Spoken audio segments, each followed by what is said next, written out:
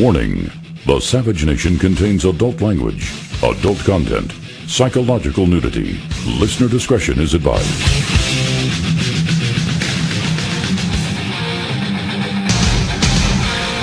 And now, America's most exciting radio talk show, The Savage Nation, home of unprotected talk, borders, language, culture. And here he is, Michael Savage. I felt united, powerful, we'll wow you with an hour full of hours. Remember this? Nobody does. With a merry Texaco. See, I grew up in another age. Welcome to the Savage Nation. Now, talk radio has become so boring that I had to play a Texaco song to remind you that radio is primarily an entertainment medium. Many people in radio think that they're like failed junior college professors who are supposed to hock you in the head until your brains go dead about the Constitution or about the Bill of Rights. All important, but people don't want to hear it anymore, number one. Number two, politics, I do it. But the fact of the matter is, at the end of the day, how much can you take of it? So I have always tried to integrate humor, politics, nutrition, science, personal lifestyle. In other words, an all-around show, which is the only direction I can do a show in. So let me tell you what happened today before I get to the politics, because I'll get there. I mean, I'll tell you about slamming the door shut on the refugees that Obama wants to flood America with. I will tell you about that. I will tell you my plan. Straight out, shut the borders, shut the government down, seal the borders, shut the government down, close it down. Shut it down. Forget about shutting the government down. Shut everything down. Lock it down. I'm not going to tell you that if Obama, the madman, the psycho, gets away with bringing in 200,000 refugees from the Middle East, this country is gone. The man is a madman, a maniac. Nobody wants them here. He only wants them here for the votes and to change the demographics because he hates well, how shall I put it? How shall I put who he hates so much that he wants to fundamentally change the demographics of America to the point where they will never return? But that's not what I wanted to talk about, even though I just did. No, here's what I want to talk about. Something simple. You know, they say that all politics are very local and all politics are very personal. I would say that all politics are very physical. Because at the end of the day, we're still human beings. We have issues, toothaches, headaches, right? A nosebleed, a backache, whatever, erectile dysfunction, whatever people have to work with, hypoglycemia. It all happens to us, and we deal with it, and that becomes bigger than Syria. In other words, if you have an ingrown toenail, it's more important to you than Syria is. So let me tell you what happens. I'm looking at the scale, and I see my weight shot up over the last month to 190. Now, I've been like 178, which is already too high for a long time, but I could live with it. Then all of a sudden, I see a fat Clemenza in the scale. I'm looking in the mirror. I don't look like I put on 12 pounds, but I'm feeling like, what's going on here? What, is there a metabolic problem? And no matter what I do, I've been starving myself, changed my diet. I went for blood tests, still 190 no matter what I do. So suddenly this morning I looked down at the scale a little more closely, and I see the maid hit the knob on the bottom and set it and said with the broom. She pushed it up 12 pounds before I even started. So I picked it up and turned the dial back to 0 and back to 178 pounds. And I realized the whole thing was because the maid accidentally pushed the knob on the bottom of the scale and gave me an instant 12-pound gain. So what's the point of the story? I don't know the point of the story. It's very personal. Now, to top that off, because of this weight gain that didn't happen, the imaginary weight gain, look how this thing is building in my head. I called a doctor. I never see doctors. Everyone says, who's your regular doctor? I don't have one. How could you not have a doctor? I don't have a doctor. I have one doctor I call who's nice enough. He's a cardiologist. He gives me tests for anything I want once a year. Well, who's your regular primary care doctor? I said, I am. Okay, forget about it. So I said, look, I need blood tests. So I go to the hospital this morning for blood tests after fasting. I have hypoglycemia to begin with. I don't have to tell you, I hate fasting. That's why I'm not religious. If there was a religion without any fasting in it, I would consider joining that religion. But there's not a religion on the planet, I think, other than perhaps Wicca, where you don't have to fast. Every religion, even the Jews, once a year they fast. Even Reform Jews, I would say even Katzenberg, Matzenberg, and Ratzenberg fast once a year for about 10 minutes to remember who they really are. But the thing is, there are religions where you fast all the time. Every other day is a fast day. That religion and I couldn't get along. I can't be in that kind of religion. I cannot fast and be in a religion. I think the whole reason for fasting with religion, by the way, I thought about it, is to make people so dizzy with low blood sugar that they'll believe anything that the guy up on the podium says, including an imaginary dictate from heaven about how you're supposed to behave. The people are so dizzy, they can't wait for the holiday to be over. They can go grab a snack, that whatever he says, they'll say yes and throw him some money and get out of there. So I go to the hospital for the blood test this morning, and I went into the wrong door. They signed me up like I had a major injury or an accident. All I went in for was some blood work, that blood withdrawn. And unfortunately, my assistant did not look up where the lab was. He took me into the hospital. I had to go through elevators. The next thing I knew, they're putting a wristband on me. I see stretchers going by. I said, what is going on here? I just want the laboratory. Well, it's down this hall, up this hall, go to the second floor. It took me 20 minutes to take. What's your primary insurance? I said, ma'am, am I in the right place? I'm just coming to get some blood work done on cholesterol and blood sugar. And she's, yeah, you're in the right. It's our laboratory. And it went on for 20 minutes.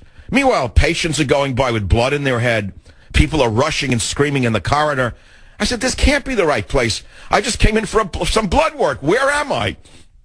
Now, on top of it all, the temperature in there is about 18 degrees. You need a fur coat in the summertime to get your blood drawn now. You can get pneumonia just standing in the laboratory waiting for your blood work. I want you to understand what I'm trying to tell you here. Life is actually quite funny if you look at it for what it is. This is definitely the equivalent of a Seinfeld or a Larry David scene. This is the kind of stuff that Larry David would have turned into an entire show in his heyday. Even though I hate his politics, he is a funny man. A total left-wing goofball, but funny, very funny. That's the day. That's what happened. Finally had the blood drawn. I have a headache. My blood sugar is still low. The dog doesn't even want to eat. He's so depressed from my low blood sugar. And that's the opening to my show. And now let's start with some old rock and roll, and I'll get into the politics of the day right here on the Savage Nation. Robert, give me some rock and roll, please. Let's start the show because I can see the average person turn the show off already. They're waiting for me to talk about Obama and Trump and Adolf Hitler and how come there isn't gun control on Mars. Even though they looked at Mars and there's water, why are there no guns on it? Why are there guns? They found a gun. And the reason that Mars has no population is because it proved beyond a reasonable doubt that global warming and guns caused the population decline. And as a result of that, we all have to kick in more money to the UN so they can buy more prostitutes and basketball courts for the houses in Dobbs Ferry, etc.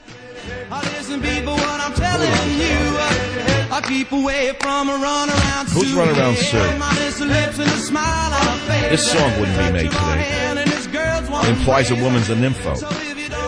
And as you well know, since women have become like men, I mean, the modality in America today is all women are like dogs, just like the men. Hey, I could do anything a man wants to do. I can go sleep around and go out till 4:30 in the morning and wind up in a doorway with my panties in my pocketbook. Hey, I'm free. I can do anything I want. This is America, isn't it? Yeah, and doorway. Dermatologist from Manhasset. 3 children, lovely husband, winds up in a doorway with the head against the door. Unbelievable, contusions on the neck. And the drug dealer she was with doesn't know how it happened. He pulled her down in the doorway. The NYPD has reached such a point that they don't even arrest the guy who left her in the doorway on a videotape. What in the world is going on? They have a videotape of a guy pulling the dermatologist downstairs after she's coked up, according to the story, leaving her in a doorway. They interview him and they let him go. What is that about? What kind of police work is this? And you want me to worry about the refugees Obama wants to bring into the country? Oh, my God, 200,000 of them. The borders, I say, shut down this government, my friends, until the borders are secure. Just shut them down. You know, the Republicans are such cowards. I mean, what do you expect? You take a look. We know Boehner's. I'm not going to say Boehner and McConnell like it's the first time you heard it. You know who they are. You know exactly who they are. They're sold out, compromised losers. They're bought and sold. They got what they wanted. McConnell negotiated the whole deal last year just for some coal job in Kentucky. He got the coal and suddenly capitulated all the way over to the left side, right? Boehner was never anywhere but where he was supposed to be, which was inside Obama's rear pocket. So when Obama sat down, it sounded like a whoopee cushion coming out of Boehner's mouth. In other words, they put a Boehner doll inside Obama's rear pocket. So every time Obama sat down to give a speech, you heard Boehner squeak, as I say, like a whoopee cushion. So that's the speaker of the other party. Unbelievable to me. But there are people in the Republican Party who could shut this government down. And I say shut her down. Just shut it down. Shut it down. Not $1. We control the purse strings. You're not getting a dime. All your departments are shut down. I don't care if the post office doesn't deliver a letter. I don't care if nothing works. We're shutting it down until you shut that border. It's that simple. I am not going to let the psychopath in the White House flood 200,000 Muslims from Syria into this country. End of story. Why is that a bad policy? Tell me what's wrong with my idea of shut it down. I want to know. Don't call on this, because I don't want to talk about it anymore. I got it out of my system. I'm going to have some orange juice. I'll be back. Old man rhythm is in my shoes. It's no use to sit Turn this and off. I got a headache to begin with. It's cutting right through my left brain. Welcome to the show. I don't know what it is. I have hypoglycemia. I got to watch my blood sugar very carefully. Nobody has the energy I have in radio. You know that. 3 hours? 3 hours a day? Radio? 21 years? I do it. I do it well. But right now, the top of the head feels like a piece of it should be removed, and Ben Carson should go in and leave a piece of cotton in there. That's what they're trying to smear him now. They left cotton in a child's brain. That's how low they'll go. Nothing about Benghazi. Nothing about the corruption of the Clintons. Nothing about Obama being mentally imbalanced and should be in a nut house. Now that Ben Carson left cotton in a kid's head. This is the press that we have in America. You know something? They wouldn't have gotten away with this in Russia during the Soviet Union era. Izvestia wouldn't have gone to this level of what Woodpecker. What's his name? I forget his name. I call him Woodpecker. Why do I call him Woodpecker? What's his real name? The one I call Woodpecker. No one even knows what I'm talking about. It's my own staff can't even answer me. I'm asking, I'm groping. Who? Jake Tapper. I call Jake Woodpecker. Why? Because he has the brains of a woodpecker that was shot with a BB gun. But he knows how to tie a Windsor knot. Hillary Rotten Clinton says that jail was the right thing for the Kentucky clerk. She's really groping, man, for the lowest level of the American voter. She's going for the abortionists. That's her base, is the abortionists. I mean, this she has to talk about when the Pope himself said it was the wrong thing. Hillary Rotten Clinton today said that jail was the right thing for a Kentucky clerk who refused to issue marriage licenses to same-sex couples. Who is she appeasing here? Who is she appealing to? Speaking in Iowa? What group was she speaking in front of? The abortion industry of America? Let's see, that would be AIA. Yeah, the AIA, the abortion industry of America. Euthanasiasts of America. This is sickening what she is. This woman is far worse than anybody could imagine. Clinton spoke at Cornell College in Mount Vernon, Iowa. Where is Cornell College in Mount Vernon, Iowa? Who was in the audience? The radical feminists who took it over and introduced Wiccan into the university, tore down the crosses and converted the chapel of the university into a Wiccan haven? That's who she's speaking to. Clinton said people are entitled to their private beliefs, but that when you take an oath to uphold the Constitution of the United States, that is your job. Oh, really? How about the hidden emails, the 30,000 hidden emails? That isn't in the title of your job? That wasn't your job title? Or how about killing Gaddafi when he begged for his life and said, don't kill me because if I die, you're going to have chaos here? Wasn't that part of your constitutional responsibilities, was to not have him ordered killed? All right, what can I tell you? KFAYR, Kansas, we have time for one call. Fire away, you're on the Savage Nation. What's on your mind? Wonderful show. I love your sarcasm. I love your style. The whole show reminds me of a trip down Highway 1 on the coast going, I don't never know what's coming on the next bend. It keeps... Well, that's kind of a compliment and a curse in a way. It's like, yeah, that guy's so good, we don't know what's coming around the next bend because he's gone around the bend. We don't know what he's going to say. He doesn't know what he's going to say. I love spontaneity. I've listened to I spent a lot of time on the road. The others bore me to death. And you always... I'm not going to put them down. I think everyone stands on their own two tongues. And the fact of the, I mean, really, everybody stands on their own two tongues in radio. And the thing is I have one tongue and I speak from that one tongue. The fact of the matter is, I cannot do politics 3 hours in a row. Who could listen to that? Can you listen to politics for 3 straight hours? No, that's why I switched. Well, I know what you mean. I'd rather switch than fight. I get it. But we have trouble in the country. We all know that. But how many times can I say the same thing about the psycho in the White House? The man is an out-of-control psychopath. He knows that most Americans do not want the country flooded with immigrants to begin with. So now he triples down. Not only is he saying we're having more from Central America and Mexico, but now to top it off, he's bringing in 200,000 Muslim men from Syria. What sane country permits this without stopping the man in his tracks? They call him out. They throw him out. They make the Democrat Party stop it before it's too late. Why am I wrong in saying that? Yeah, you're not wrong. And I believe the majority of us agree with it. That's why so many Well, that's correct. That's why I'm not going to do politics all day today. I know I'm right. Nobody can disagree with me. Can anyone listening to this show tell me how 200,000 Syrian refugees, almost all of them Muslims, 80% of them young males, how are they going to enrich this society? Can anyone raise their hand and tell me how? Can you tell me how they're going to enrich the society? And can you also tell me why the psycho in the White House is not bringing in Syrian Christians, including some who are here already begging to be able to stay, allowed to stay here? Tell me why he's kicking the Christians out and bringing the Muslims in. Tell me why he wants more mosques and less churches. Tell me why. You can figure that out? You can't figure out what he's doing to your country? How do you let it happen? Okay, stay in the line. I'm sending you my book, Government Zero. I've done for 21 years more than most men in the world could do, except men who fought in Iraq and Afghanistan and people on the front lines in the police departments across America. This is like daily combat, I got to tell you. No, it's not bullets flying on a rooftop in Fallujah. I get that.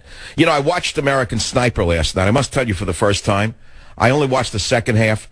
I was so moved by the battle scenes. The bravery of our men, I knew it was high. I didn't know how. This was so well done. Who was the director of that movie? Was that Spielberg? Was it like a top director did it? I really said, wow, he's good. The writing, the acting, the directing. But the bravery of our men.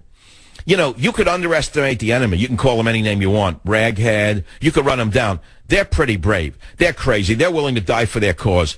And they charge like crazy up the steps to try to kill our snipers on the rooftops and our men trapped up there running out of ammo. Unbelievable to watch that movie and see the bravery of our guys. And all that came to my mind was that we have police just like that in this country, in every city, in every town in this country. And you know who's gone after them? The psycho in the White House. The same psychopath who's gone after our military, who said to them, you know what? Don't shoot in Iraq or Afghanistan until one of your men is dead. Then you might be able to shoot back or else we'll court-martial you. They've done the same thing to our police. Al Sharpton with a fancier dress is Barack Obama. Join the Savage Nation. Call now, 855-400-SAVAGE. Savage. Yeah, here's a new little news story. Report finds female Marines cannot meet some standards for special forces. Now, if you had a commander-in-chief who really cared about the military, he would look at this report and say, all right, some of the women are really brave, they're strong, but they can't cut it in special forces. We're not going to destroy those units because we cannot impose this upon them without lowering the standards and raising the risk of men dying. But not your president. Your psycho in the White House will push this psycho agenda that you will find on a college campus right down to the last drop of his regime. And then some, by the way. A new study says that even the top female troops cannot cut it in the special forces. Let me ask you a little side note. Putin just sent his Spetsnaz into Syria to kill, not to negotiate, not to bring him back to justice to New York City, or Moscow in that case, but to find the enemy and kill them. I noticed something when I'm studying the Russian special forces. There are no women in the special forces in Russia. Somehow Putin hasn't been forced to kowtow to the feminists in Russia. Isn't that odd? Isn't that odd what's going on in your country? That's a new study, though. Even striking what appears to be a balance for setting standards, meaning changing standards, will introduce some level of risk across all of these factors, the report by Brigadier General George Smith. Now, having said that, we all know that there are women who are 10 times tougher than many men. We know that. But that's not the point. We're talking about elite combat units like special forces. And we are talking about environments that none of us can even imagine that men have to fight in. We are talking about stresses on the human body that are something the ordinary human being could never take. And to bring females into this, you will find that all the studies show that they put everybody at risk. And the study says winning in war is often only a matter of inches. And unnecessary distraction or any dilution of the combat effectiveness puts the mission and lives in jeopardy, that report stated. Risking the lives of a military unit in combat to provide career opportunities or accommodate the personal desires or interests of an individual is more than bad military judgment. It is morally wrong. You hear this? Now, however, U.S. Navy Secretary, the stooge, Ray Mabus, another schmuck put in by Obama, says to NPR, of all places, that studies showing women cannot keep up with men in certain areas could be flawed. This is who Obama handpicked. These sellout punks, these metrosexual losers, this is who he puts in charge of every military branch. And you're wondering why we cannot defeat ISIS after a year of fighting them with our most powerful air force in the world? Obama was not fighting them. He was playing with you. By the way, Israel, which has long integrated women into its military, has reached the same conclusions regarding the most elite units, according to Lieutenant Colonel Yuval Haled. He said, quote, and listen carefully, idiots, women in Israel and the U.S. do very good field operations, but I would say that in the front line with the potential of engaging in close combat, I would still recommend leaving things as they are. No kidding. No kidding. In hand-to-hand combat with ISIS, you mean men do better? How is that possible? Hand-to-hand combat with ISIS, you mean a big, brawny American special forces guy is more suitable than a woman who was put there for affirmative action reasons? I'm shocked. I never would have figured that out. See, they think everything's a college campus, where if things go wrong in the battlefield, the women can blow a whistle and call the ACLU. Well, the real world doesn't work that way, which is why America is dying, incidentally. Well, you know my position on this. By the way, yesterday I had Donald Trump on the show. I thought it was a very personable, people say a warm interview. It was very different than most other people in the media for one reason. Everybody plays gotcha. Everyone thinks they're a wise guy. Everyone says, yeah, so let me ask you something. Huh? You come in, that toupee, you think that'll get in the way of your military policy? That's a woodpecker question. That's something Jake Woodpecker would do. Stupid, idiotic things. No one wants to hear it. That's not an interview. That's not or that saccharine moron on NPR. What's his name? That coffee guy. I can't remember his name. That everyone wants to go in his show. Joe, I don't know his name. Very famous. Everyone wants to be interviewed by him. With that long face. He looks like Mick Jagger, who was Mick Jagger after a night in the town. I don't know who it is. I forget his name. Someone on NPR that everybody wants to be on. He has an audience of 1,200 people. But everybody clamors to be on his show. They all clamor to get someone on the show and then run him down, set him up, make him fall. I don't see it that way. To me, a guest on my show is a guest in my house. And I learned very well how to treat guests in my house a long time ago, primarily from my Fijian hosts when I was a young ethnobotanist. They taught me what hospitality was. Guest on my show, I extend hospitality. It's not here to I'm not setting it up for them to fall. So I said right up front with Donald, I said, here's 3 topics I want to talk about. I didn't tell him in advance. I told myself in advance, and I wrote it down for me. 1 was the trade deal. Obama selling us out to the so-called Pacific Rim nations. Trump is 100% knowledgeable about it. He's a businessman. Obama is a demagogue. Number 2, ISIS. How would you fight him? Do you oppose or do you support Russia taking them on? Number 3, have you met Putin? Do you get along with him? He answered me. He didn't look for a sheet. He didn't stumble around. He answered. It's all on my website, michaelsavage.com. The long interview today. We'll have a short version of it. Let's take a call or two. Let's go to KSFO. Dustin, line 3. You're on the Savage Nation. Dr. Savage, yesterday when Trump said deals are people, it was an epiphany for me. I think he's a candidate that bears serious consideration because he has lived that credo, deals are people, successfully. Complex deal competency are what we need now from the executive office, from the White House, and it's needed for trade deals, labor relations, military, foreign policy, and diplomacy. We don't get that from the Bushes or the Clintons or the Obamas, obviously. I was really impressed with how you got Trump to come out and basically give that important kernel of what he stands for. So it was a great interview. Well, you mean especially when he said deals are about people? He said deals are people, and I stopped in my tracks and I thought, wow, that is the best thing I've ever heard from a politician. Well, that's what I'm saying. He knows how to make a deal. The other guys are clowns. They never did business. Not one of the other, Hillary Clinton knows how to do deals? She's a demagogue who screams at people, undermines them. What kind of, who wants that for a president? We can't figure out what we're going to get with that Harridan if we elect her. Can you imagine? And for most politicians, deals are ideology. So that's what you have with everybody from the Republican and the Democrat side, except for Trump, who has done this. You're right. All right, I'm glad you heard it so carefully. Not everybody listens to radio or to interviews as carefully as you did. I'm sending you a fresh, clean, hardcover copy of the first edition of Government Zero. I finally got a copy. They're finally being sent out, but they're not going to be in the bookstores till October 27th. We'll hold our fire until then, when I want you to go out as my Savage Army and buy a couple of copies, one for you and one for Doubting Thomas, who does not know what danger we are in. And I mean that. This is it. This is the last showdown. We have no other option but to educate people before the next election. It's that simple. The phone number here is 855-400-7282. We can talk about other topics. We can talk about, I would rather not do the election if we could avoid it. It's the one topic I am so leery of. It's a year until the 20. Who wants to talk about it for a year straight? Boy, I'm thinking about that, and I got to tell you something. I can see things around the corner and what's coming. I've always been able to do that to a certain extent. I think anyone who is successful can think ahead. Let's put it that way, no matter what field you're in. You could be running a tire shop, and if you can think ahead, you'll stay, ahead of your competitor in the tire business. So the same in talk radio. And I'm looking ahead. I am telling you that after the 2016 election, November 2016, talk radio is over. It's not surviving. If they're going to continue the same humdrum homilies every day after the election, the audience will disappear altogether. So I have told you before, and I will tell you again, this is my opinion. People will disagree with me. They'll attack me after I say this.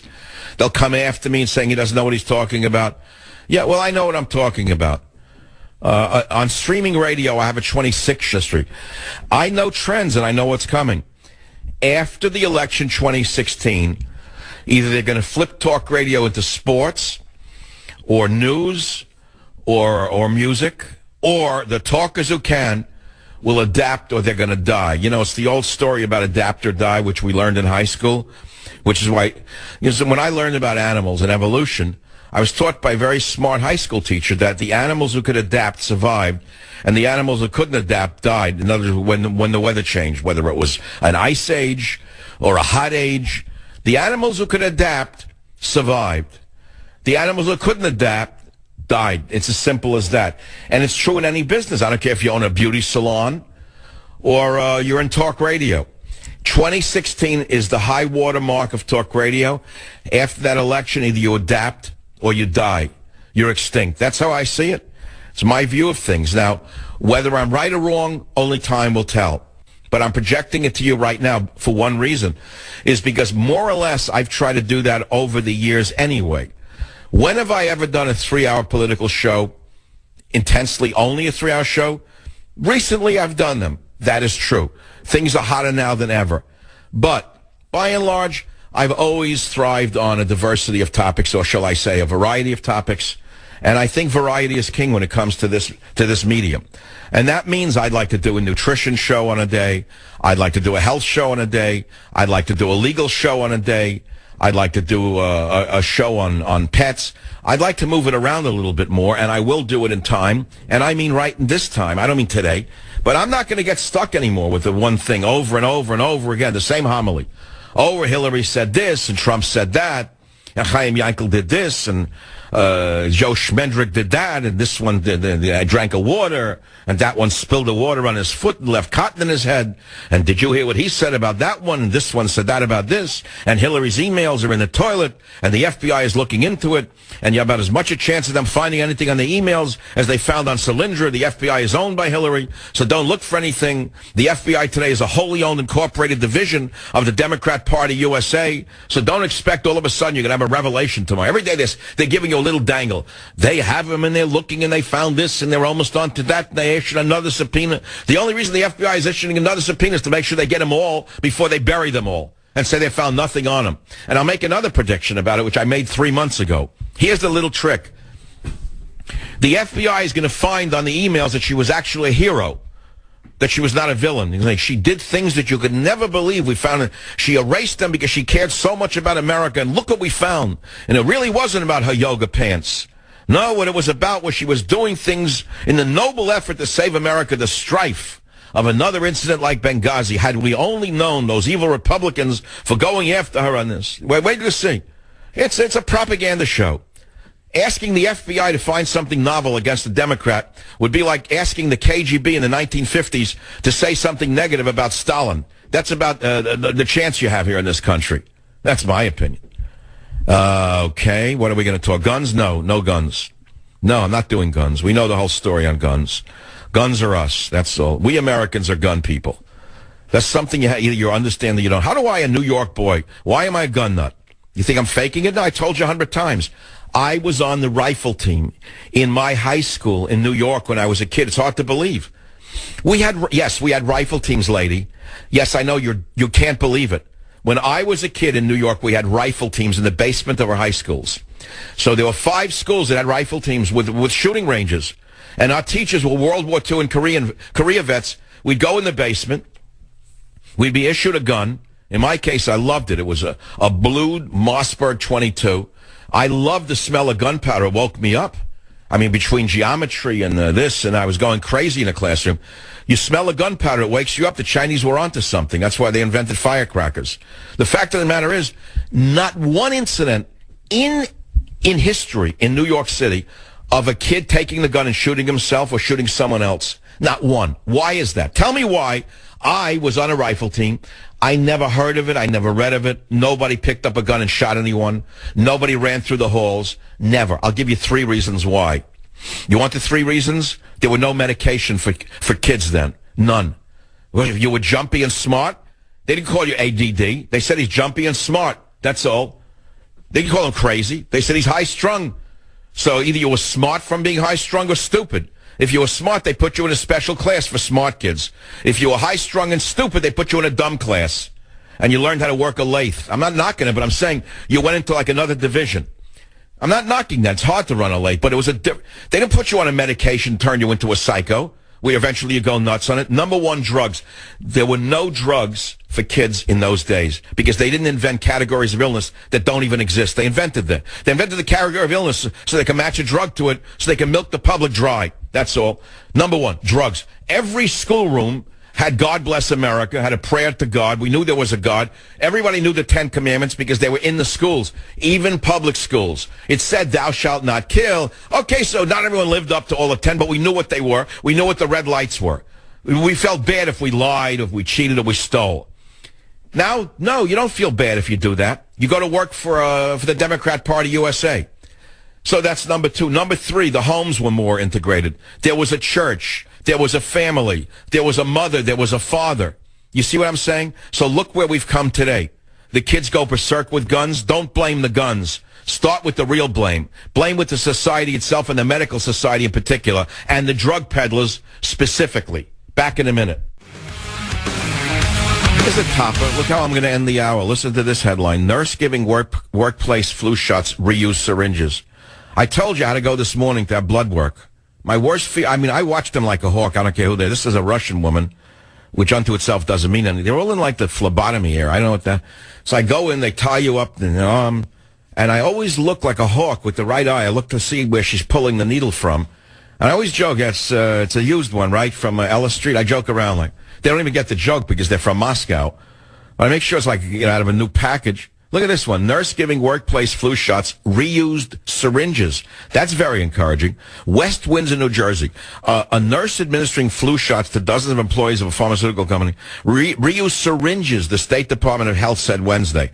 Now, a State Department of Health in New Jersey is not an oxymoron. It's a laugh line for Seinfeld. State Department of Health in New Jersey? You must be joking.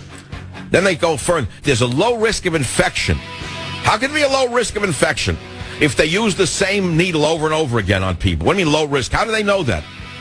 What if one of the other patients whose needle they reused had Hep B or C or HIV? What do you mean low risk of infection? To me, it's a high risk of infection. But we have such a corrupt CDC, they're nowhere to be found, which is why I want to run it when Trump becomes president. Join the Savage Nation. Call now, 855-400-SAVAGE, 855-400-7282. Savage.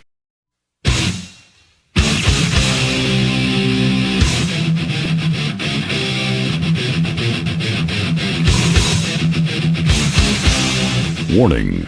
The Savage Nation contains adult language, adult content, psychological nudity. Listener discretion is advised.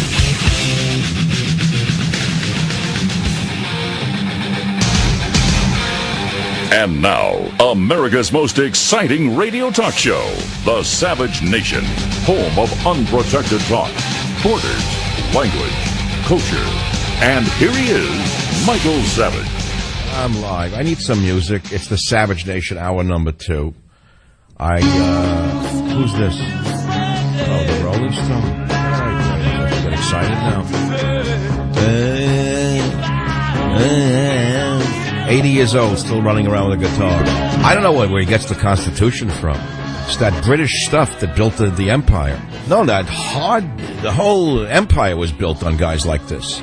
But the thing is, only the soccer thug can save England, and they've been neutralized by the ninnies, that's all. No, you look at the early days of the soccer thugs in England. They were the ones who could have stopped this invasion from the, let us say, the other world into England. The soccer thug could have stopped it, but they had initially been destroyed by the progressive movement in England. And they wrapped them around their little finger. They scared them to death. They took their lives away from them. They're the men who could have stopped the invasion. Now it's too late. It's the same in America. The tough men have been branded evil in this country by the progressives. The really tough men are either, let's let it go. The tough men in this country have been destroyed by the progressive psychopaths who are suicidal, who not only want to die themselves, but want to kill the nation along with them. Let's put it to you that way. Make it real simple. You take a look at Jerry Brown, Mr. Progressive. Mr. Progressive talks about a euthanasia law like it's golden. We've now given people the right to die. You hear this? Why is that a blessing? Why is it debasing human life? Why is that a blessing? Where is it written that it's an advancement for civilization to grant people the right to commit suicide with some quack doctor who'll give them the medicine to kill themselves with? And by the way, what's interesting to me is they seem to have a medication to kill people with who want to die because they're depressed or whatever, but they can't find the same medication to kill people on death row. In Jerry Brown's California, they put a guy on death row for 35 years. They come up with every cockamamie reason. Every cockamamie reason they come up with from Stanford Law. The medication doesn't work. It's this. It's cruel and unusual punishment. How'd they find the concoction, a cocktail that can kill people in 2 seconds if they want to die? They can't use that concoction at San Quentin and take these people off the planet? Just thinking, just saying. But this is hour number 2 of the Savage Nation. There's a lot of stories I haven't touched on that I don't know what I want to do. The politics again. You want me to go down the line? Oh, let me read you a few political stories, then I'll take your calls. Top right, michaelsavage.com. DHS confesses no databases exist to vet Syrian refugees. Really? No screening. How many of these single men from Syria are jihadis? Well, to Obama, perhaps the more the better. That way he has his own ISIS front here in America before it's too late. You heard of the Nusra front in Syria? This is the Obama front here in America that he's bringing in, according to some, but I don't want to get extreme about it. You know he's a patriot. I mean, you know he loves America, and you know he wants only the best for the people. Yeah, okay. Equal pay law threatens to accelerate California business exodus. Okay. Another Jerry Brown crackpot idea. College bro arrested over mac and cheese rant. Now, that was a crazy video that they say gone viral. I had to watch this thing. This kid was crazy. Goes in drunk into a cafeteria from the University of Connecticut. Goes into a cafeteria drunk, and he wants macaroni and cheese with bacon and jalapeno peppers. And the manager says, no, you're carrying an open container. You can't eat. Can't have it. So the kid goes berserk. The 19-year-old freshman, Luke Gaddy, from Bayville, New York, and he starts screaming at the poor Schlub manager, puts him down, says, who are you? You're just the manager of nothing, and you can't eat here. And the poor guy, the manager, he starts pushing the manager around, and it goes on and on for minutes. Finally, the drunk kid has to be headlocked by another employee. I think a cook comes out and puts a headlock on him. The cook looks like he has a little military experience or wrestling because he took this kid down right away. Took him down like a lame deer.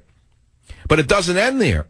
As the cop comes in finally, very professional, spins the brat over, and he leads him away. He spits in the face of the poor manager again. Unbelievable. What does that tell you about society? John, WABC, I assume you've seen that video, right? I watched the video, Dr. Savage, and it shows the depravity of the students in our nation. Nobody would help this guy out. All these UConn students were standing around like it was nothing, like he was expressing himself, Oh, you're saying the other kids who were buying food should have stepped in and stopped this brat. Somebody should have, but you know what? We look down upon the working man in this society. All these students said, you know what? Maybe he's just expressing himself. He does it a little differently. We have to... Oh, you mean that was his lifestyle choice, to spit in the face of the manager, wouldn't give him mac and cheese while he was drunk? Right, exactly. And not one, but there was one kid who attempted, but as soon as nobody was backing him up, he was, I'm out of here. Because they're so afraid of liability and yeah, it's don't blame the other students, blame the lawyers. The lawyers have destroyed society. Everyone is afraid to intervene for fear that they get sued by the kid. That's the I don't blame the other kids. I blame the rotten lawyers. Shakespeare had it right. The manager, by this poor guy, I mean, all he did was trying to stop a drunk from buying macaroni and cheese. But, you know, as I watched the video, though, of the kid demanding his cheese with those filthy, dirty sweat, look how they dress on a college campus. Take a look at the outfit the kid's wearing to school. A filthy, dirty pair of sweatpants that I wouldn't give a homeless bum. The parents let him go to school. But look at the other kids, how they're dressed. That's a college boy today. What a degeneration of a society. The idea of a press and a pair of pants is anathema to them. That was something that looks tailored or oppressed. That's the mark of a geek. If you come to school with a shirt on that's clean. Look at this jerk. Flip-flops, drunk, sweatpants. Can you imagine what he's majoring in at the University of Connecticut? What do you mean, University of Connecticut? What do you major in there? I can't even imagine. They must have a course or two that you can major in, maybe media studies or something, or gender studies. They're probably big on gender studies, I would think, at the University of Connecticut. Maybe cafeteria management, they have a whole program in that. I'm just kidding. You can go anywhere in a college today. It's all up to you. Look at him, smiling. The kid caught him on the camera. I can't imagine what the parents are going to do when they get this story home. So the first thing I thought was, okay, the kid's going to sue the college for manhandling him if he was so drunk on the mac and cheese, after spitting in the manager's face. The father will get some lawyer from Manhattan, and they'll sue the University of Connecticut for manhandling their little brat.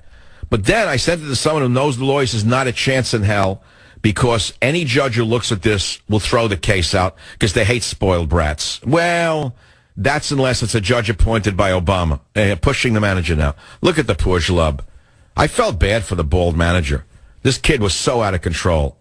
Yes, you don't even know what I'm talking about. You have to watch it. When 12 people watch this tape, and I'm talking about it. I know I should be talking about the Constitution, Article number 402, Section 301, Clause 907B, and under that section, if you pull it apart and you look in it, you'll find out exactly why, if we could only... Okay, I'm not going to do that. I'm talking about a University of Connecticut student that got into a confrontation with a campus food court manager who wouldn't let him buy mac and cheese. I couldn't stop watching it. It was like 9 minutes long. 9 minutes and 7. The best part is at the end when the cook comes out and takes him down. I linked it up from the Post on michaelsavage.com. College bro arrested over mac and cheese rant at food court. Wait, there was another little story that caught my attention. It's right in my backyard. I used to live in that horrible town. Tantric sex teacher at clothing optional retreat. You hear what they call it today? Clothing optional retreat, a nudist camp. Tantric sex teacher, a bunch of sex maniacs. Come on, tantric sex teacher. What do they know? Him and this skank wife of his. Tantric. Look who teaches these courses.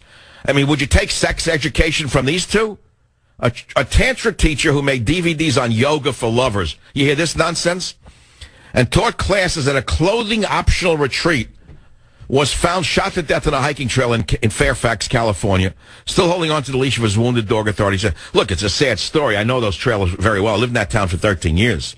Someone just killed him for his car. And I will hope they capture these people and, they'll try them to the full extent of the law in California, which means they'll get 13 days in jail, and then they'll go to work for the Department of Corrections under Jerry Brown.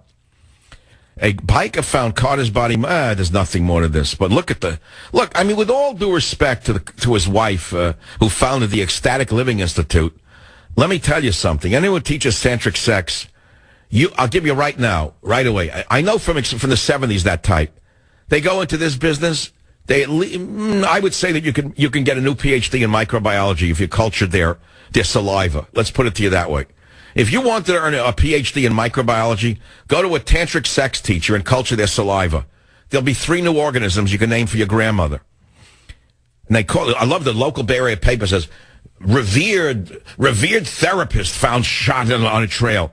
What revered therapist?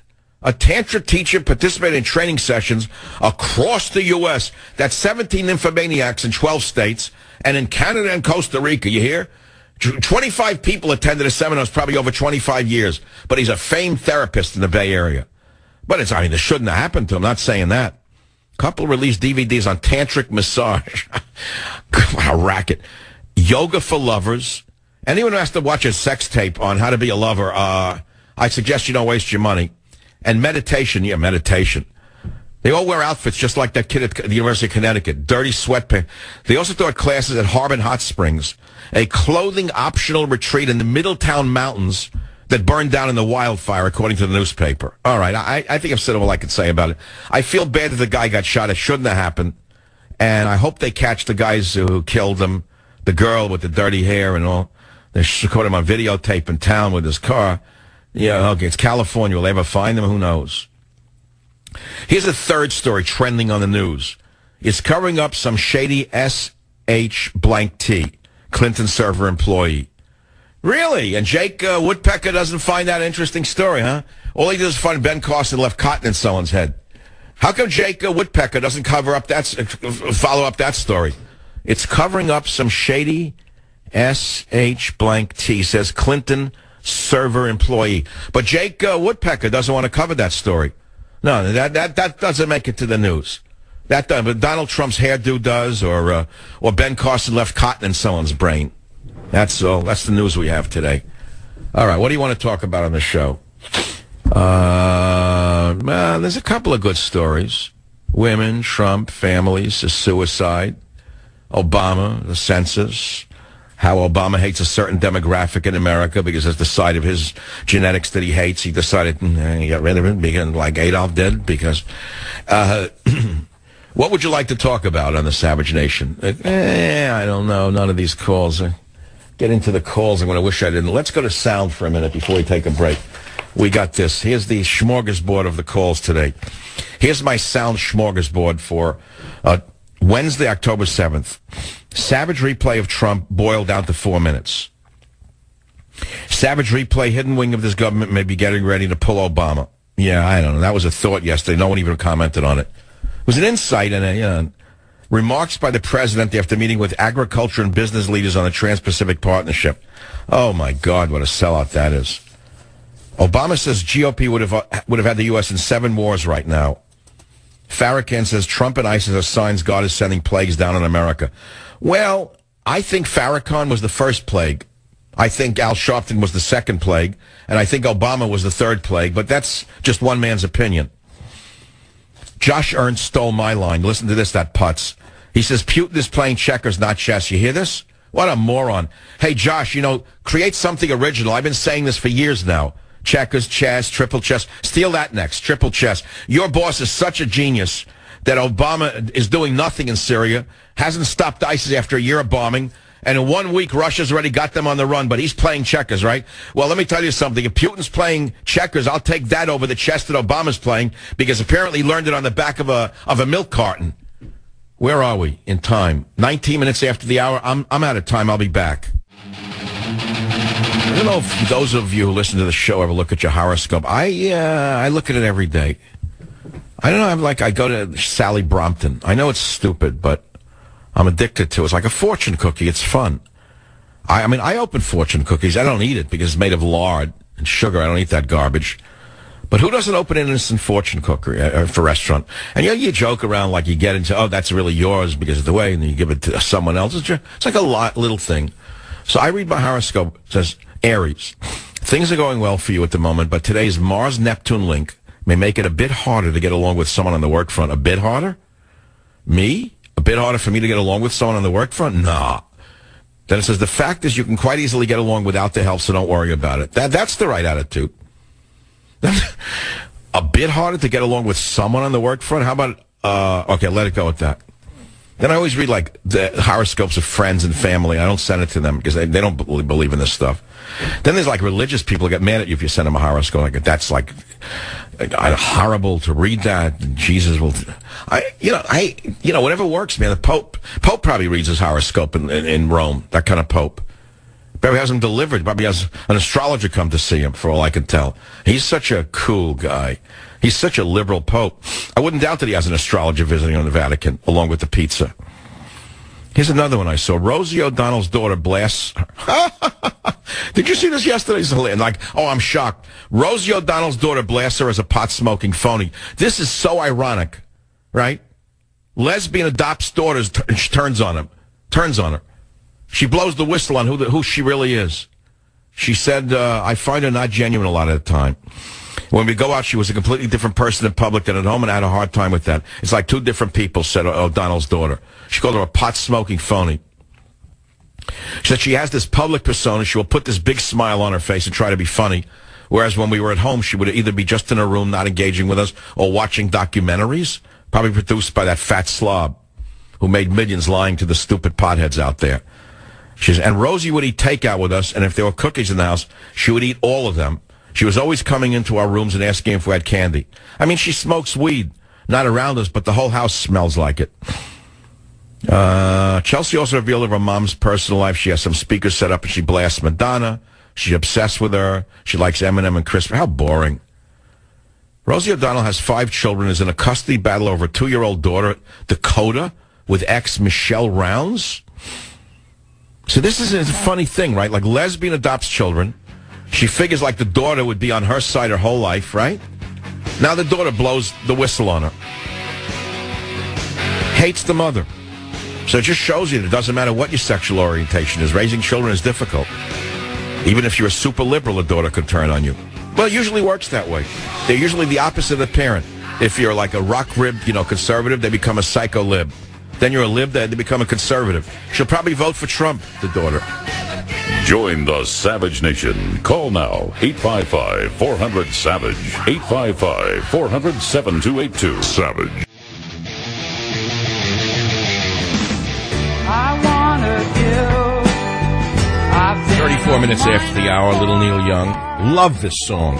It's old, okay. Everything good is old. I like newborn babies, though, truthfully. New cars are nice. Play it. I'm getting old. I don't like that part of it.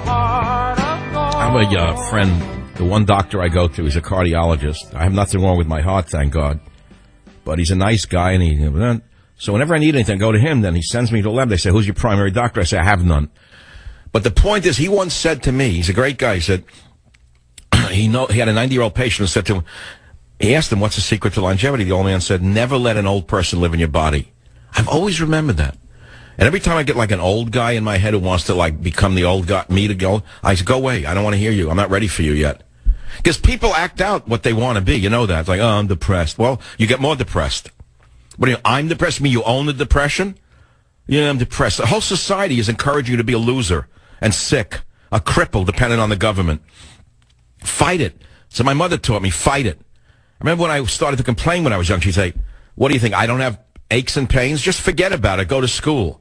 Today, oh, really? Maybe you have this. Maybe you have that. Let's keep you out. Let's get you a special tutor. Let's declare you very special so you can go on a rampage with a gun in a school, indulging every little whim of yours. Like my lunch just arrived. I'm on here now an hour and a half. I'm starving to death. So it arrived, was pad thai with prawns, with hot sauce. I was trying to gag on it in the break, and it screws up the show because I start to gag on the food during the break, but I can't help it. I mean, it's a trap. I cannot go without eating for 3 hours after with the blood pull this morning. So I got low blood sugar, so I'm eating during the show, and I'm like, see, I have a psychiatrist friend. I haven't seen him in a while. Great guy. He said, the reason that you're successful is that you come from a generation and from an ethnic background which has taught you denial. You were taught from the earliest age to delay gratification. You were taught to put off your gratification for another day. You were taught to wait for your reward, and as a result, you could wait years for your rewards. And I waited 20 years for my reward, meaning the success I have in radio and writing. I was working hard, but it just didn't come to me no matter what I did. I called myself a wildcatter for all the years that I really needed the success and couldn't have what I wanted when the kids were young. It was very hard to bear. I would have loved to have had the success I have now when my kids were young. But when I talk to my kids about it, they say, Dad, guess what? We're stronger as a result of it because we had to work. Otherwise, you would have just handed it to us, and we'd be like all the other kids who had it handed to them, like drug addicts and losers. Take a look at San Francisco. Take a look at Pacific Heights. Ask yourself how many of the kids that come out of those mansions on the hills have amounted to anything. The answer is zero. Zero. The whole infrastructure of San Francisco, the whole so-called society, the upper crust, whores, degenerates, drug addicts, grifters, and thieves. That's all. And look at the kids. Why? Because the kids had everything handed to them. In 49, the miners came. In 51, the whores. I didn't write that. Mark Twain wrote that. He wrote it. I mean, he was the one who wrote it. He's an American. 49 of them. I almost got killed a few times for saying that in San Francisco when they try to pull the society number on me. And say, oh, I'm a native son of the Golden West. What does that mean? What, because I came here in 1974, you're better than me? I said, wait, but let me quote Mark Twain. In 49, the miners came. In 51, the whores. And from them came the native sons of the Golden West. He wrote that. I didn't. I'm not knocking the native sons, but he's trying to make a point. So what? People have these things like, I was born here, my grandfather was born here, so what? Does that make you better? You know, grow up, stand on your own laurels, if you have any. So I'm putting it off now to eat during the next break. So a real trick is like I took 2 bites, started to gag on it, so I said play Neil Young to stretch out the break. Then I come back and like the food's caught in my gullet. I start to choke. I'm starving. The food's sitting there in the radio kitchen. I had to seal it up with the aluminum foil and the packaging to make sure it's got a modicum of heat coming out of it when I get back there. So I think it's time to play this moron, the Goebbels of our time, Josh Ernst, who is Obama's Goebbels. Listen to this moron in clip 11. President Putin is playing chess. He's playing checkers. And I say that because he's making a series of tactical decisions that are leading to a starkly negative strategic conclusion. Yeah. Oh, you would know. Which is that by making the tactical decision to ramp up their support for the Assad regime, who is this Russia moron? is being sucked into a sectarian civil war, essentially a quagmire that poses a whole set of risks to Russia's interests, not just in the region, but back at home. Can you believe this moron? This idiot who never fired a Daisy BB gun is telling Putin he's wrong? Where did they get these schmucks from? Here's an example of a putz so over his head that he gets up there and gives a speech like this. He doesn't know what the hell he's talking about. Oh, yeah, I think Putin is playing checkers. He's not playing chess like my genius Obama. Yeah, Obama's playing chess. Let me tell you, the checkers that Putin is playing is about 50 times smarter than the chess that Obama learned on the back of a milk carton. What do you mean he's playing checkers? Well, you mean you weren't in the sectarian civil war, Josh, your boss? And the sorority that pays you your salary, you moron, you? You aren't in the sectarian civil war funding all of these CIA front groups that were trying to bring down Assad, you idiot? Who are you fooling? Then you got Tony Blair giving a speech now, the biggest failure in history. He runs a think tank, again attacking Russia for doing something that the scaredy cat Brits, all the sissies that run Britain now, did nothing against ISIS with that loudmouth Cameron, with another one with a great booming voice. Well, I think that seriously we must. Oh, they always have these booming these great voices, but empty. It's called, the Hollow Man.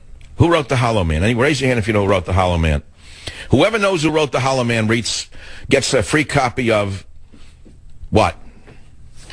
Government Zero by Michael Savage. Who wrote the Hollow Man? It's pretty good, by the way. The Straw Man, the Hollow Man. Remember that one? Was it Yates? I'm not sure. I'm guessing. No one knows who he is. Now they're reading a crack addict with gold chains hanging down his neck who worked for Black Lives Matter, who was invited to Yale. That's the new literary star in America today. He knows 60 words of English, but he's a literary star. They never heard of Yates, dead white male. No, they heard of Black Lives Matter and Kill the Police. Wrap the pigs in bacon. That's the new song of America. The song of America. Wrap the pigs in bacon.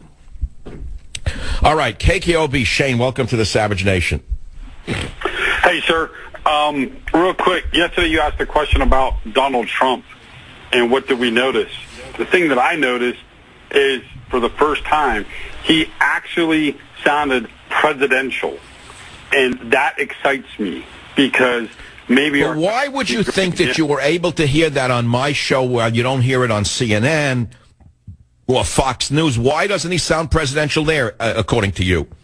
Well, because usually they're baiting him, and he's very defensive. So they try... In other words, they're only trying to get him with a gotcha question. Well, that's all Anil Cavuto could do. A guy like him would have been a chef in my day. He would have been a chef in a Denny's. The most a guy like Neil Cavuto ever could have been in my time was a pastry chef in Denny's. You're absolutely right. And I said, no, what are they trying to set him up? Why are they set him up, a guy 50,000 times smarter than them? But you're saying it doesn't let Donald Trump explain himself. You're absolutely right, sir. If he would actually be able to talk and not be on the defensive and have more forums like yours where he can actually talk and present his plans for our country, that's going to help. And I hope he does win. Well, I hope so, too. I'm 100% for him. I think he's the only chance we have to save America. That's why I've gone way out on a limb on defending him and backing him. 100%. I don't mince words. I'm not couching it. I'm out front with what I believe. I back Trump, period, end of story. I hope he's in it for the long haul. I hope he can stand the vermin in the media. And I hope he gets to debate Hillary and he wipes the floor with that witch. Other than that, I have no opinion on the matter. Now, sir, stay on the line. I'm sending you a free, fresh copy of Government Zero. Booming up the charts on Amazon.com. I can't wait for the day it's out already. Pope was here, the book wasn't here. War in Syria, the book isn't in the store yet. It's too, it should come out already. They can't rush it up. Should have been out in the store already, but okay, it's on Amazon. You can buy it now and get the first edition, first printing. There, got a winner. Got a winner. Michael on line 8. Go ahead. Who wrote The Hollow Man? T.S. Eliot. I was wrong. It was not who I said. It's because I've been following the news too long. Do you know the whole poem? Do I? No, I don't know the whole poem. I just remember. So how do you know it was T.S. Eliot who wrote The Hollow Man? Let's see. If I remember correctly, we had to do that in 8th grade when education was still relevant. Yeah, well, today it's about something else, isn't it? Today they teach you wrap a pig in bacon. That's the new literature. Let me tell you one thing. We are the hollow men. We are the stuffed men, leaning together, headpiece filled with straw. Our dried voices, when we whisper together, are quiet and meaningless, as wind in dry grass, or rats' feet over broken glass in our dry cellar. Does that not sound like the entire political structure in our country? The hollow men, the stuffed men, leaning together, headpieces filled with straw. And he goes on. Shape without form, shade without color, paralyzed force, gesture without motion. Is that ever appropriate for who the leadership is now of the United States and of Britain and all of the West? Definitely prophetic. Violent souls, but only as the hollow men, the stuffed men. You hear this? Eyes I dare not meet in dreams, in death's dream kingdom. These do not appear. There the eyes are sunlight in a broken column. There is a tree swinging, and voices are in the wind singing, more distant and more solemn than a fading star. Let me be no nearer in death's dream kingdom. Let me also wear such deliberate disguises. Rat's coat, crow's skin, cross staves, in a field behaving as the wind behaves. No nearer. Not that final meeting in the twilight kingdom. This is the dead land. This is cactus land. Here the stone images are raised. Here they receive the supplication of a dead man's hand under the twinkle of a fading star. It is like this in death's other kingdom, waking alone at the hour when we are trembling with tenderness, lips that would kiss from prayers to broken stone. Read it for yourself. The hollow man describes especially the administration of Barack Obama, filled with the straw men like Josh Earnest. You win a copy of Ring the Bell, Government Zero. T.S. Eliot, the hollow man. They don't teach him anymore because he's a dead white male. No, he couldn't write. No, it takes someone who has an education. Let me stop right there because I don't want to get myself into trouble. Yeah, that's the colleges today. Yeah, the college boy walking around with the pants under his behind. That's what they put into college. The underwear showing, the behind crack. That's all. Rape epidemic. And I wonder why that happened on the college campuses. How'd that all of a sudden occur? Where'd that come from? The Hollow Men is a poem by T.S. Eliot's themes are like many of Eliot's poems, overlapping and fragmentary, but it is recognized to be... That's nonsense. Whoever wrote that didn't even know what the poem was about. And here's the funny thing. You look at a picture of T.S. Eliot, he looked like a banker. They didn't try to be cool. They didn't look like hipsters. He didn't have a big beard like a moron smoking an electronic marijuana cigarette. He had like wire-rimmed glasses, shirt and tie, neatly dressed. That's what a poet was. Today a poet is the stupider they can be, the druggier they can be, the more idiotic they can look from Brooklyn. They're a poet. I love when they say he's an artist and she's a poet. And they found her in a doorway upside down at 3:30 in the morning in Chelsea. That's the world I have to live in. This. I have to make sense out of all of this for you. What time is it already? 45 minutes, 46 minutes, 47 minutes after the hour? I don't have time for a call. I'll have time the minute I come back. Either be here or, you know what, be nowhere. It is the Savage Nation. It started me talking about the scale, then the blood lab, then shut down the government until our borders are sealed and stop Obama in his tracks. Period. I mean, the Republicans have the power of the purse strings. I say shut it down. I don't care what stops working. I don't care if the airplanes stop flying. How's that? Meaning if they shut down the FAA, shut it down. Shut this country down until Obama learns his lesson that he's not a monarch. He doesn't have the power he thinks he has. Shut him down.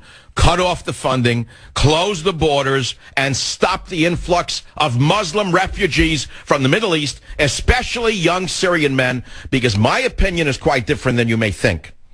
You think these people are running because they're running from who? Assad? I think that many of them are ISIS who threw down their weapons and are running from the Russians. I think they knew the Russians were coming, and they started flooding out of the country like rats from a sinking ship because they could no longer kill innocent Christians who are disarmed. They could no longer rape eight-year-old girls and have fun with girls and women. They're fleeing, and they're going to bring them in my country without vetting them? And you're going to put up with this? Shut it down. Simple. Shut it down. Close down the government. And I say, definitively shut the government down. I don't care if the planes don't fly. I don't care if Amtrak runs. I don't care if the postal service doesn't deliver a letter. Shut it down. Squeeze this country until they finally respond to the people. And you say, well, who's going to do it for us? Well, the Republicans have the majority, and if they don't do it, keep a track of them. Keep a track on them. Write it down and throw them all out of office in 2016. Diselect them. Throw them out of office until we finally get a government of the people, by the people, and for the people, instead of government zero. No borders, no language, no culture. Now let's go to the callers. Jonathan on KBET. Jonathan, go ahead, please. Dr. Savage, thank you so much for your voice, and thanks for reading T.S. Eliot over the air. That was my favorite poem, taught to me by my favorite uncle, and that's my favorite poem of all time. So you say that the last stanza of the Hollow Men is most chilling and representative of what we have today in the guise of leadership in America. Can you read that to us? I will recite it from memory. This is how the world ends. This is how the world ends. This is how the world ends, not with a bang, but with a whimper. That sounds like Obama. This is how America ends. This is how America ends. This is how America ends, not with a bang, but with a whimper. It's chilling. Well, you know, when he talked about the hollow men, the straw men, he was talking about Josh Ernst. He was talking about the leadership that is lacking in the West, of hollow men who just talk and there's nothing there. The straw men that we all know about. Stay on the line. I'm sending you a book which I hope becomes a part of your library, Government Zero, by myself, Michael Savage. No borders, no language, no culture. When I come back, there's another full hour right here on the Savage Nation. I'll admit it to you. The minute this hour ends, I'm rushing to the radio kitchen, and I'm going to polish off that Thai food, and I'll be back for you, replenished, blood sugar high, and ready to go for another big hour, right here on the Savage Nation. Join the Savage Nation. Call now, 855-400-SAVAGE, 855-400-7282.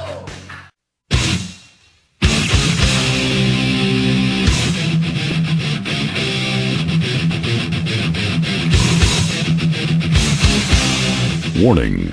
The Savage Nation contains adult language, adult content, psychological nudity. Listener discretion is advised.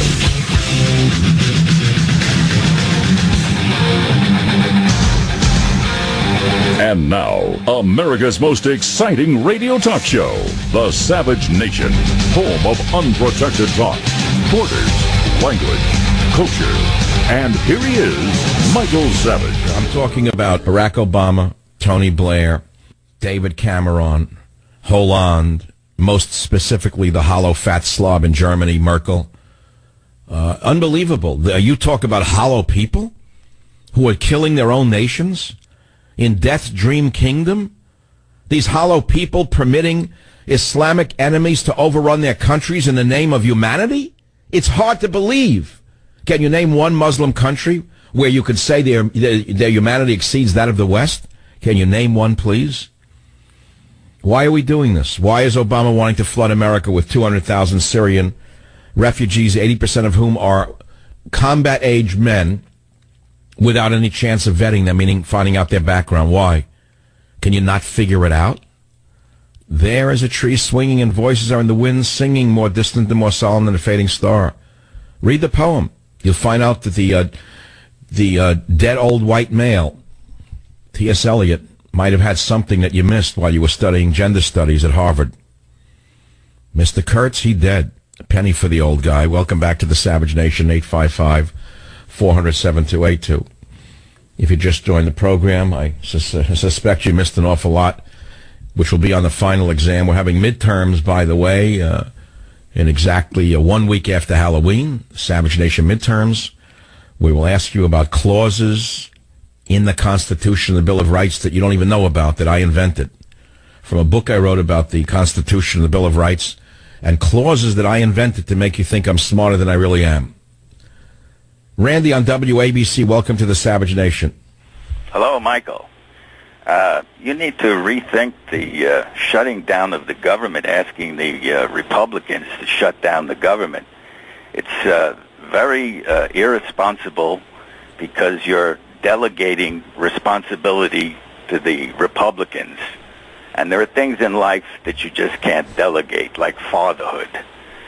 It is up to the people to shut down the government and to take back this country, not the Republicans. The Republicans, they're good fellas.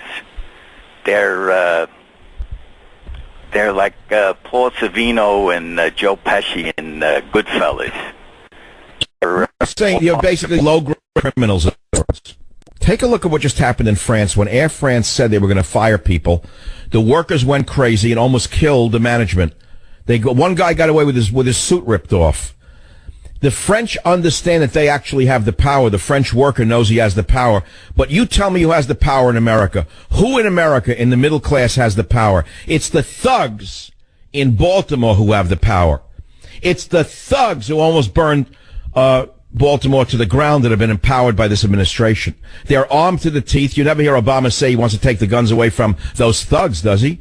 Does Obama and Holder, when he was in power, does Obama ever say he wants to take the guns out of the hands of the gangbangers in Ferguson? Or those who were killing police in an epidemic? No, he's targeting those of us who want to defend ourselves from them and from the invaders he's bringing in. So what would you do to shut this country down in order to tell them no more immigrants? Shut it down. What would you do to stop them? I would organize economically and shut down our economic system. Did you read the 13 answers to your 13 questions that you had posed? I had sent you an email on 13 answers to your... No, I didn't know you. I didn't read that one. Well, you remember that show. You're a pretty good listener. So give me, how would we conduct an economic boycott to shut the country down? Quickly, how would that work? I can tell you in 25 words or less, we who are the economic engine can bring the gravy train to a halt. How? Well, do you ever see how powerful and how effective the Democrats are when they conduct boycotts and shut businesses? Yes, I've been a victim of the Democrats for 21 years. I've been a victim of the slime machine and the boycott machine for 21 years, and I've paid dearly for it. So I'm very aware of what they can do. Better than that, because we have more economic power than they do. We fight the war of attrition, and I'll give you some examples. These are at the bottom of the list, but stop flying. The day after Thanksgiving, don't go shopping. Don't buy a new car. These are just some of the things that can be done. But here's the problem. They will never connect the dots. They'll never figure out that it's about bringing Muslim refugees in from Syria or flooding America with Central American or Mexicans. They'll never put two and two together. I think we need more direct action than that. We need to use the tactics of the left, which is direct action. And the only thing that is direct and actionable are 1 million people on the border or 1 million people shutting down a federal building. That's the only thing that will work. Nothing else will work. That's the only thing that will scare the hollow men into listening to the people. I disagree with you. Yours is a good idea, but it's too esoteric and it's too distant. It's not connected directly to this corrupt, incompetent government that wants to commit self-suicide and national suicide at the same time.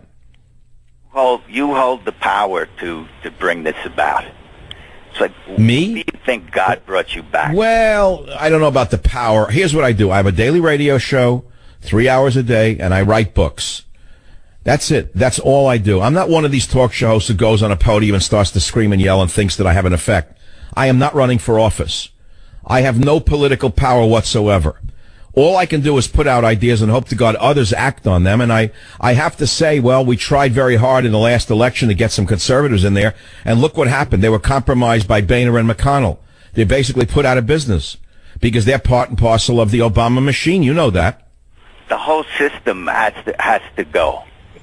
And in fact, that I'd like to read you something. It's very short.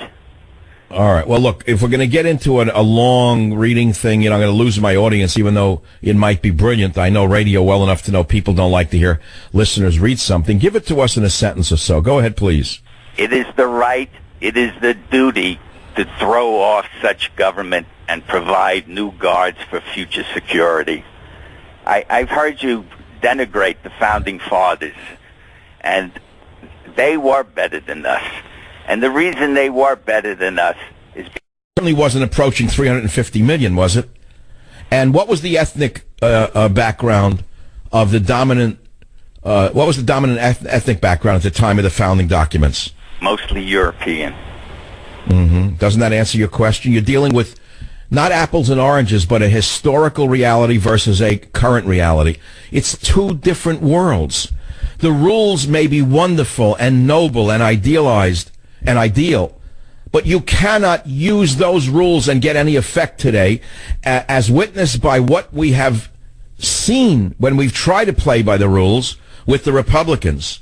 So, in other words, what I'm saying to you is using the rules doesn't work. Of course not. That's why it is the duty of the citizen to replace this government. In fact, well, didn't we replace them peacefully last November? Didn't we replace them peacefully? And look what we got. We got the drunk and the gobbler. The illusion of having a representative government. This is anything but a representative government. Well, you're preaching not to the choir, but to the master of the choir. I know what you're saying, but I'm coming up with something else, and you're disagreeing with me. I'm saying shut it down. I'm saying the only thing that will stop the influx of immigrants, the only thing that will stop this group of self-immolating politicians from doing this to us is shutting the government down. And that means forcing the Republicans to do it. They can do it. They have the power to do it. We can force the Republicans to do it. We cannot force the Democrats to do anything. They are beyond the pale. They are all corrupt. They are all anti-American. They all hate themselves and hate the country. And I'm telling you that we have the power with the Republican Party to shut it down. And only by shutting the government down can we stop this insanity of this madman in the White House who wants to bring in 100,000, 200,000, whatever he wants, Syrian men. Why? Why is he doing that? Why is he forbidding Christians from Syria to enter the country? Why is he kicking Syrian asylees out of the country while bringing in Syrian Muslims? Who are these Syrian men? Where did they come from? Why are 80% of these refugees single males? Are they members of ISIS? Is he bringing in an army to overthrow the people? What is he trying to do? So at the same time he's bringing in 100,000, no one knows how many, Syrian males of military age, he's moving to disarm the American population. You want to paint a scary picture, a crazy picture, a conspiratorial picture? Go ahead, I just did. I'll be right back. It's the Savage Nation. It is the Savage Nation. I see that the so-called conservative media has turned on Trump completely now, and they're backing Ben Carson. Oh, yeah, Breitbart's suddenly in Carson's camp. They've found the hero they love here. I don't know why they hate Trump. I don't know who at Breitbart is jealous of Trump, but somebody there must be jealous of him because suddenly Carson's their hero. You and I both know that Carson may be a fine man, but you know he's not electable. I'll tell you right now, he is not electable. He's like a second stringer. This guy could be a vice president. He could be the head of HHS. He could not be a president. He's not going to win. He's not going to win. He doesn't have the charisma. And there's a number of reasons he'll never win. And why they're backing him is simple, because they're jealous of Trump. Like most of the people out there who don't like Trump, they're jealous of him. And that's that. Now, what do you want to talk about? Let's see. We got up here Ernest's words. Oh, there's more from this hollow man, Josh Ernst. You got to listen to this. You got to listen to clips 11 and 12 put together. Here is the Goebbels of our time, Josh Ernst, saying things that would be laughable if anyone knew what he was actually talking about. Listen to 11 and 12. I don't think President Putin is playing chess. He's playing checkers. Mm-hmm. And I say that because he's making a series of tactical decisions and that are leading to a starkly negative strategic conclusion. You know that. Which is Putz, who never shot a BB gun, knows more than Putin. To ramp up their support for the Assad regime. Listen to this Russia idiot. is being sucked into a sectarian civil war, essentially a quagmire that poses a whole set of risks to Russia's interests, not just in the region, but back at home. Certainly making Russia the target of Sunni Muslims in Syria and in Russia that are quite angry that the Russians have backed up the murderous regime of Bashar al-Assad. You know, when this is all over, there has to be war crimes trials. And Josh Ernst has to go on the docket like Goebbels. Even though Goebbels committed suicide with cyanide, Josh Ernst has to be tried for crimes against humanity for being such a liar. What he just said is astonishing when you think about it. Here's a putz who never shot a BB gun who's telling Putin that his strategy is wrong. That's number one. Number two, he's threatening Russia by saying Russia's going to become the target of Sunni Muslims in Syria and Russia, which means he and his sorority under the President of the United States will make certain that the Sunni world turns on Russia. They're going to conspire in order to make certain that Russia now has problems with Sunni Muslims both within their own nation and outside their nation. Do you have any idea how deadly this man really is, this little spokesmouth, Josh Ernst? He didn't just give an opinion. He read a script written for him by President Jarrett. I believe President Jarrett just wrote that script. And I believe President Jarrett runs the Muslim Brotherhood. And I believe that the Muslim Brotherhood has infiltrated the government to such an extent that that explains virtually everything that they are doing. Yes, it's President Jarrett who just wrote that script for the spokesmouth, Josh Ernst. Now, most of you don't know who President Jarrett is. She's that demure little lady from Chicago who seems to be in favor of nukes for Iran, seems to be in favor of attacking Russia and creating a new Cold War because Russia does not kowtow to her belief system. She's a good friend of the entire so-called progressive regime of Barack Obama going back at least 25 to 30 years. She's part of a, not troika, but 7 sisters. If you study them very carefully, there are 7 sisters. 7 so-called progressive sisters from Chicago. The First Lady is one of them. Valerie Jarrett is another. The others have names. They are the sorority running the world. Barack Obama is the spokesman for the sorority. They are the ones who have blundered. They are the ones who overthrew Gaddafi and unleashed the whirlwind out of Libya. They are the ones who try to overthrow the legitimate government of Egypt and reinstall the Muslim Brotherhood. They are the ones who have put out one message after another against Russia and have condemned Putin and made him into a monster beyond anything you can imagine simply because he wants to express his own national interests in his sphere of influence, by the way. Yes, that's a real crime to progressives. Even so-called conservative progressives, who are really progressives in conservative clothing, who attack Putin saying, why, he's just expanding his national interest. Wouldn't you wish that Obama would do that for us? Join the Savage Nation. Call now, 855-400-SAVAGE, 855-400-7282. Savage. I know this. I have hypoglycemia. I got to watch my blood sugar very carefully.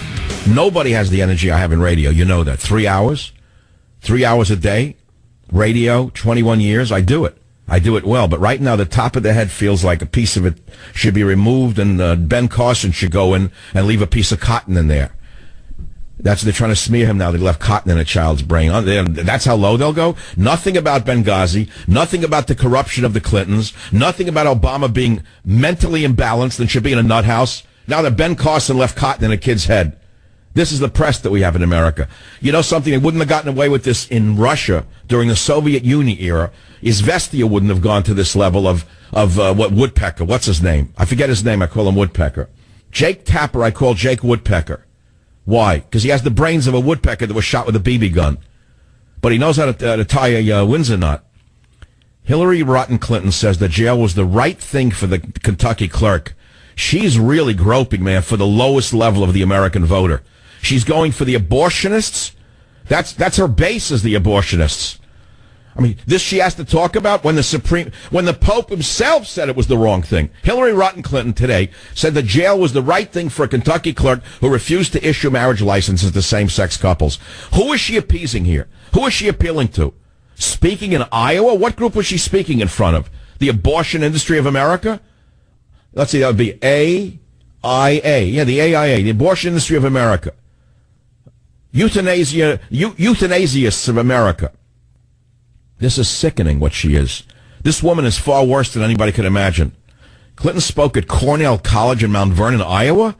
Where is Cornell College in Mount Vernon, Iowa? Who was in the audience? The radical feminists who took it over and introduced Wiccan into the university, tore down the crosses and converted the chapel of the university into a Wiccan haven? That's who she's speaking to. Clinton said people are entitled to their private beliefs, but that when you take an oath to uphold the Constitution of the United States, that is your job. Oh, really? How about the hidden emails, the 30,000 hidden emails? That isn't in the title of your job? That wasn't your job title? Or how about killing Gaddafi when he begged for his life and said, don't kill me because if I die, you're going to have chaos here? Wasn't that part of your constitutional responsibilities, was to not have him ordered killed? But that's not what I wanted to talk about, even though I just did. The modality in America today is all women are like dogs, just like the men. Hey, I can do anything a man wants to do. I can go sleep around and go out till 4:30 in the morning and wind up in a doorway with my panties in my pocketbook. Hey, I'm free. I can do anything I want. This is America, isn't it?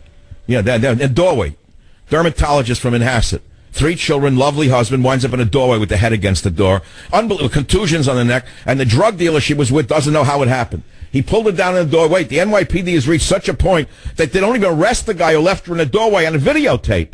What in the world is going on? They have a videotape of a guy pulling the dermatologist downstairs after she's coked up, according to the story, leaving her in a doorway. They interview him and they let him go. What is that about? What kind of police work is this? And you want me to worry about the refugees Obama wants to bring into the country? Oh, my God, 200,000 of them.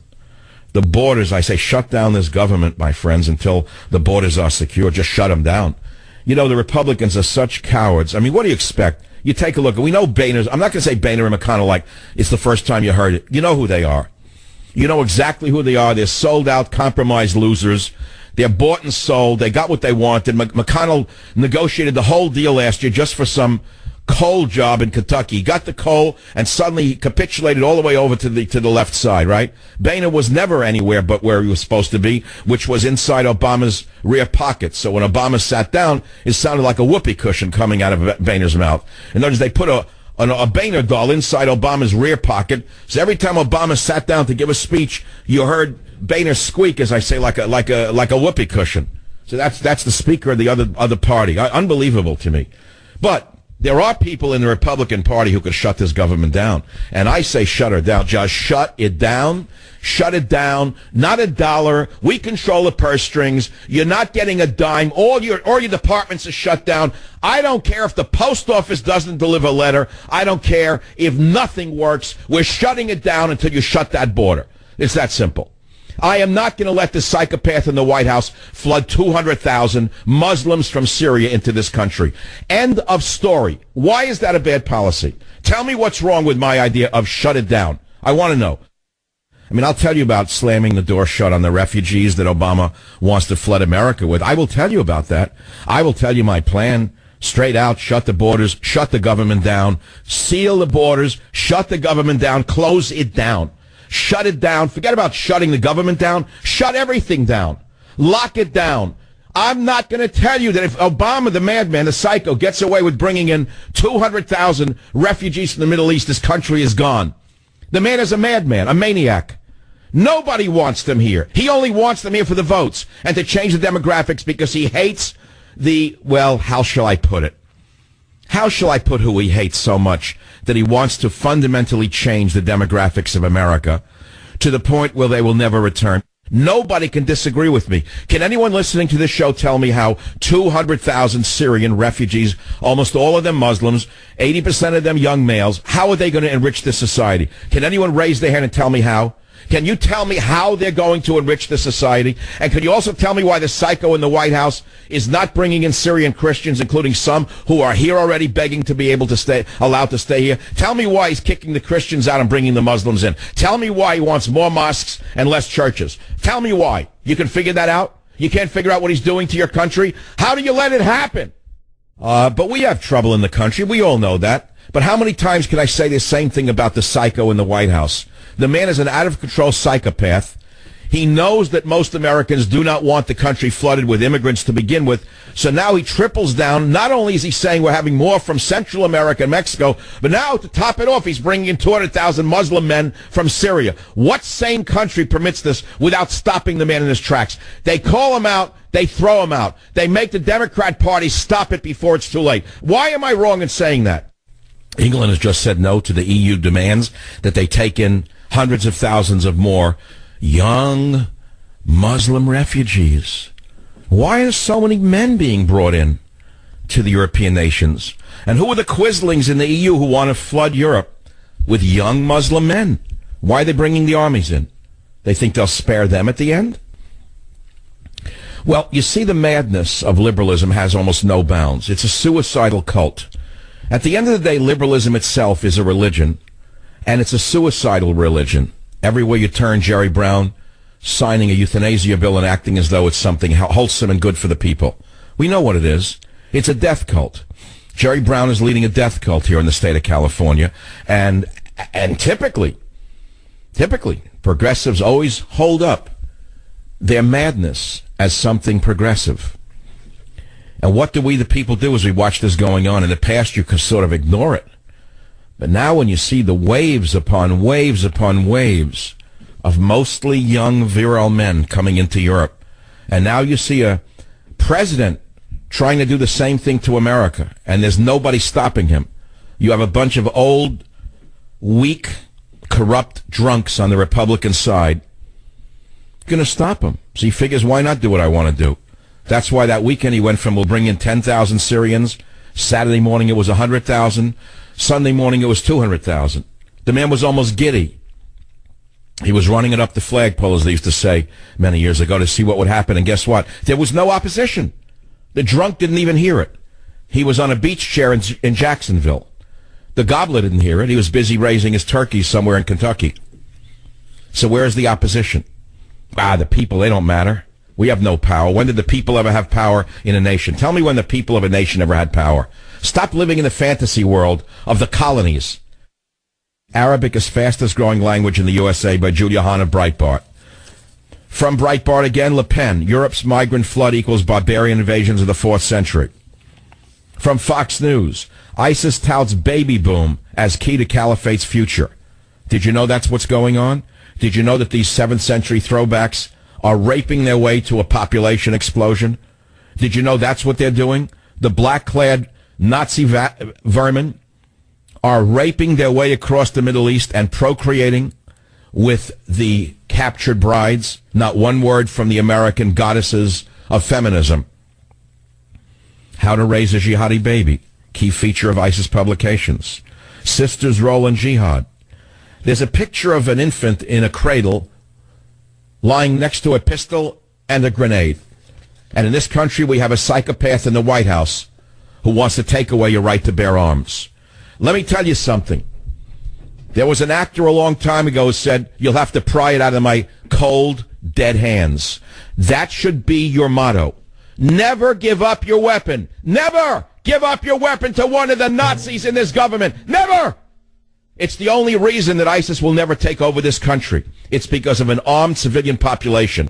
It's the reason they've been able to rampage across Europe, because the French have been disarmed. The British have been disarmed. The people are afraid of them. But they won't be afraid. They won't be afraid much longer. They won't be afraid much longer, because the revolution is brewing in Europe. Unfortunately for them, they have no way to defend themselves other than with their fists and their brains. And that is because the Obamas of Europe have stolen their guns a long time ago, as they have in Australia, by the way. When a nation takes its masculine pride and attempts to deball it at every turn by drugging it, by debasing it, by inhibiting it, tell me how that nation can survive. No nation in history has ever done to itself what this nation is doing to itself right now. There's no one who can disagree with me. None. If they do, they're mentally insane. When you see article after article telling people who are white to be ashamed of their race, by people who claim not to be racist, if that's not insanity, tell me what is. When you see radical, sick feminists attacking boys and saying large muscles is a sign of aggression, tell me if that's not mental illness. Tell me what is going to be required to save this nation from its own self-destruction. This is a nation that is in the deep throes of an illness. It'd be too easy to call it a mental illness, which I've done in 2005 or 6 with liberalism as a mental disorder. I've redefined the illness America is suffering from as an autoimmune disease. America is suffering the equivalent of political AIDS. It is an autoimmune disease where a retrovirus has invaded the country and has encrypted itself into the DNA of the nation, has replicated itself, and is destroying the nation from within. They're called the Democrat Socialist Party. That is the virus that has invaded this country, that is destroying the nation from within. I'll be right back. Little news story. Report finds female Marines cannot meet some standards for special forces. Now, if you had a commander-in-chief who really cared about the military, he would look at this report and say, all right, some of the women are really brave, they're strong, but they can't cut it in special forces. We're not going to destroy those units because we cannot impose this upon them without lowering the standards and raising the risk of men dying. But not your president. Your psycho in the White House will push this psycho agenda that you will find on a college campus right down to the last drop of his regime. And then some, by the way. A new study says that even the top female troops cannot cut it in the special forces. Let me ask you a little side note. Putin just sent his Spetsnaz into Syria to kill, not to negotiate, not to bring them back to justice to New York City, or Moscow in that case, but to find the enemy and kill them. I noticed something when I'm studying the Russian special forces. There are no women in the special forces in Russia. Somehow Putin hasn't been forced to kowtow to the feminists in Russia. Isn't that odd? Isn't that odd what's going on in your country? That's a new study, though. Even striking what appears to be a balance for setting standards, meaning changing standards, will introduce some level of risk across all of these factors, the report by Brigadier General George Smith. Now, having said that, we all know that there are women who are 10 times tougher than many men. We know that. But that's not the point. We're talking about elite combat units like special forces. And we are talking about environments that none of us can even imagine that men have to fight in. We are talking about stresses on the human body that are something the ordinary human being could never take. And to bring females into this, you will find that all the studies show that they put everybody at risk. And the study says winning in war is often only a matter of inches. And unnecessary distraction or any dilution of the combat effectiveness puts the mission and lives in jeopardy, that report stated. Risking the lives of a military unit in combat to provide career opportunities or accommodate the personal desires or interests of an individual is more than bad military judgment. It is morally wrong. You hear this? Now, however, U.S. Navy Secretary, the stooge, Ray Mabus, another schmuck put in by Obama, says to NPR of all places that studies showing women cannot keep up with men in certain areas could be flawed. This is who Obama handpicked. These sellout punks, these metrosexual losers, this is who he puts in charge of every military branch. And you're wondering why we cannot defeat ISIS after a year of fighting them with our most powerful air force in the world? Obama was not fighting them. He was playing with you. By the way, Israel, which has long integrated women into its military, has reached the same conclusions regarding the most elite units, according to Lieutenant Colonel Yuval Haled. He said, quote, and listen carefully, idiots, women in Israel and the U.S. do very good field operations, but I would say that in the front line with the potential of engaging in close combat, I would still recommend leaving things as they are. No kidding. No kidding. In hand-to-hand combat with ISIS, you mean men do better? Well, how is that possible? Hand-to-hand combat with ISIS, you mean a big, brawny American special forces guy is more suitable than a woman who was put there for affirmative action reasons? I'm shocked. I never would have figured that out. See, they think everything's a college campus, where if things go wrong in a battlefield, the women can blow a whistle and call the ACLU. Well, the real world doesn't work that way, which is why America is dying, incidentally. Well, you know my position on this. Look how I'm going to end the hour. Listen to this headline. Nurse giving workplace flu shots, reuse syringes. That's very encouraging. West Windsor, New Jersey. A nurse administering flu shots to dozens of employees of a pharmaceutical company. Reuse syringes, the State Department of Health said Wednesday. Now, a State Department of Health in New Jersey is not an oxymoron. It's a laugh line for Seinfeld. Then they go further. There's a low risk of infection. How can it be a low risk of infection if they use the same needle over and over again on people? To me, it's a high risk of infection. But we have such a corrupt CDC, they're nowhere to be found. Savage.